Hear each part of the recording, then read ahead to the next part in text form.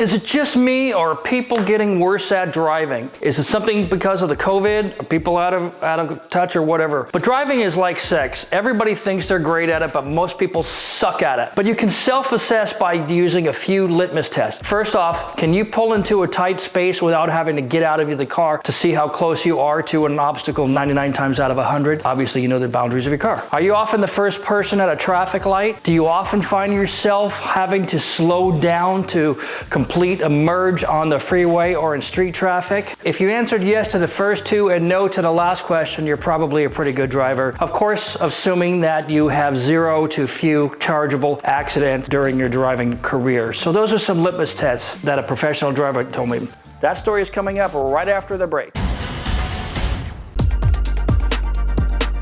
I don't know if you know this, but I actually now have a merch store, and if you haven't checked out the video description below my videos, then you're missing out. Currently, I've got a pack full of movie quote t-shirts, and more styles are being added every month, and new items are in development right now. So have a look, see if there's anything you like, and wear it with pride. The link is in the video description below.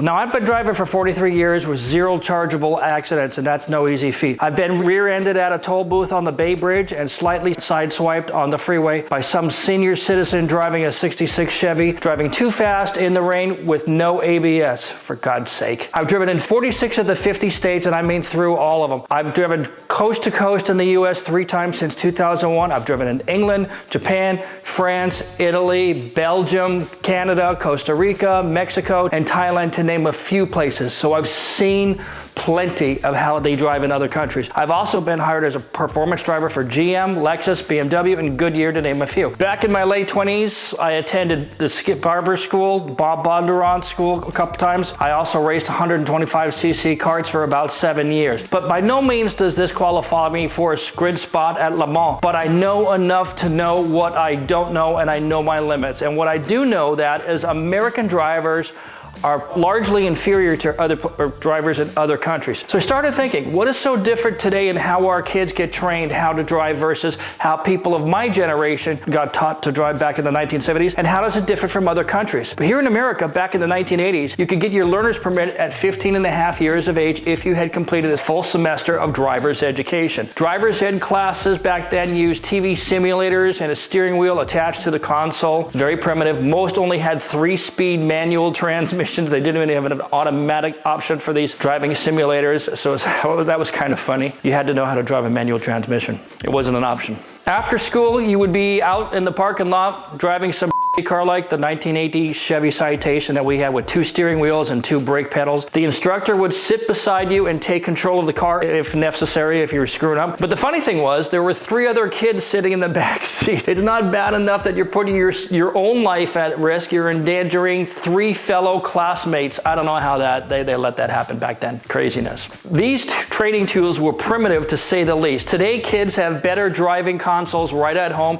and a number of racing games from which they can learn the basics, and that's at least something. And in fact, frankly, it's more sophisticated than we had 40 years ago. But here now, more than 40 years later, the roads are still dangerous, and drivers in Southern California are just crappy. Having driven in Germany, I was really impressed with the speed they move about, but there's no douchebag driving. Everybody knows that. Everybody knows how to drive there. Drivers there know the rules and they follow them. They don't play around. The safety requirements of each car are carefully regulated, monitored, and inspected frequently. In fact, every year. You cannot drive without bumpers or non-working equipment. Even a crack in any piece of glass in the car would make the car fail on an inspection. In fact, if you want to add a modification like a wing to your car, that wing must be tested by the German government to make sure that the manufacturer has made that part safe for your exact year, make, and model of car, and it must receive a TÜV certification and be stamped on the part. They don't play around now. That law alone, if it was enacted here in the United States, would allow cops to impound 95% of their jalopies at intersection takeovers. But today, there's no doubt that at least 50% of the licensed drivers on the road here in California are incompetent at best and dangerous at worst. Just drive on the freeway and you'll figure it out. I blame this degradation of driving skills solely on California's inept government that has turned the driver's licensing process into a joke.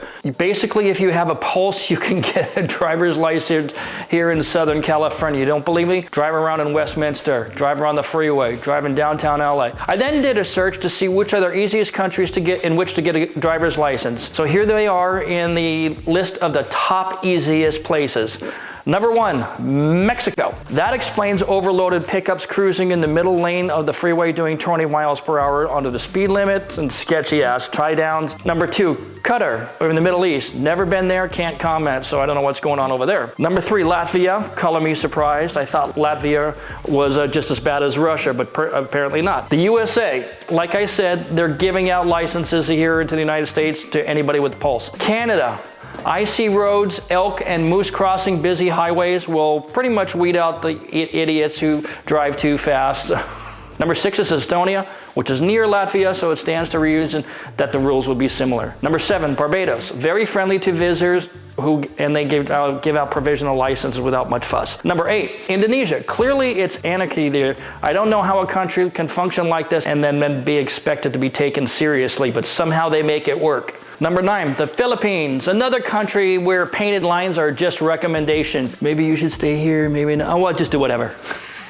I'm going to take the Port au Prince freeway. France, number 10, another very old country. One was built long before the cars were even on the drawing board. So it's not too hard to drive in France, but it's nearly impossible to find parking in Paris. And these are the top 10 hardest countries to get a driver's license. And frankly, this list is just as surprising to me as the other list. Number 1, Croatia. It's really tough to get a driver's license there. Don't know what's going on there. Brazil. I've seen some of the police chase videos and I doubt that. Number 3, Hungary. Number 4, Bahrain. Number 5, Montenegro. Number 6, Kuwait. Number 7, Chile in South America. Number 8, Belgium. I believe that. 9, Israel. Believe that. And number 10, Lithuania. Interesting. My point here is that there are countries where it's easier to get a driver's license than it is here in the United States, and there are countries in which it's harder to get a driver's license. That being said, the current speed laws on the books on America's highway are seriously outdated and broken, and the traffic enforcement is built around earning revenue, not saving lives. What I mean by that is, if police were serious about saving lives, they'd give equal efforts of enforcement for people camping in the fast lane. If you sit in the fast lane and you notice that people are passing you on the right side, you're a moron and you should not be driving on the freeway at all. All you're doing is causing road rage. The fast lane is for going for fast. If you're not the fastest car in that lane, move to the right. It's not your job to regulate the speed of cars behind, and it's a good way to initiate road rage. Just move over and let everybody go by. I'm not suggesting that you do 100 miles per hour in the fast lane, but I'm merely telling you, not asking you, I'm telling you that camping in the fast lane is dangerous and rude. It's also illegal in every state in the United States. But let's dig a little deeper about these traffic laws. Traffic laws were originally written for the lowest common denominator. If you've ever come upon a sign on a curve that says speed limit 40, you know your car can handle that curve at 80 miles per hour. You have to wonder why the speed limit sign on that curve is set so low. Well, for starters, you can't handle that curve at 80 miles an hour when it's raining, right? So you have to accommodate for the lowest denominator. Some high-profile vehicles like trucks, vans, and RVs certainly can't make that turn at 80 miles per hour. But last but not least, not everyone has the skill and the car that can handle that turn at that speed. But on the open highways of America, including many freeways, even here in Southern California, during lighter traffic, we can easily accommodate speeds well above 65 miles per hour. 80 miles per hour is more reasonable, but I'm not suggesting that you just allow anybody at any car to cruise along at 80 miles per hour on the 405 freeway. That would be chaos, of course. A better system would work something like this.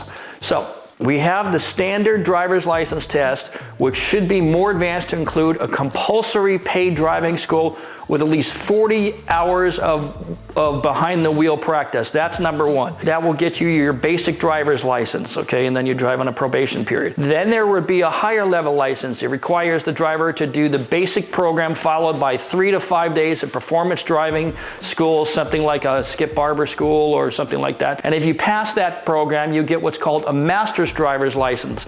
Then you submit your car for review. Certain makes and models that are higher performance vehicles, which must be inspected and approved, and if you have the proper master license and your car meets the criteria, your car will be issued a green license plate. With your master's driver's license in hand and you're driving your green plated car, you are now allowed to drive 80 miles per hour on the freeway when conditions are safe. That's what I'm proposing. Frankly, cars today are safer than ever before. Back in the old days, it took them 250 feet to stop from 60 miles an hour. Today, they handle better, they stop faster, and better safety equipment means the prospect of reducing highway deaths has never been better. What hasn't improved is driver training. It has been pretty much the same for my entire life. Worse yet, this generation is growing up in the video game generation. Games like Forza and Gran Turismo can help prepare a new driver, but there's no reset button inside of today's street cars, and I think a lot of people forget that. Today's cars can do amazing things, but if you watch sideshow videos, it seems that many of those drivers, these young drivers, are not very competent. Some of them shouldn't be allowed to push the shopping cart around the grocery store, if you ask my professional opinion. It's been said that the driver mod is the best mod. Cars are tools. Before you try to add more performance to your car, spend money acquiring the skills to master your car's capabilities. And if you do, you're going to have more enjoyment and you're going to get through traffic better. That's it this time, everybody. Thanks so much for watching. I'll see you next time.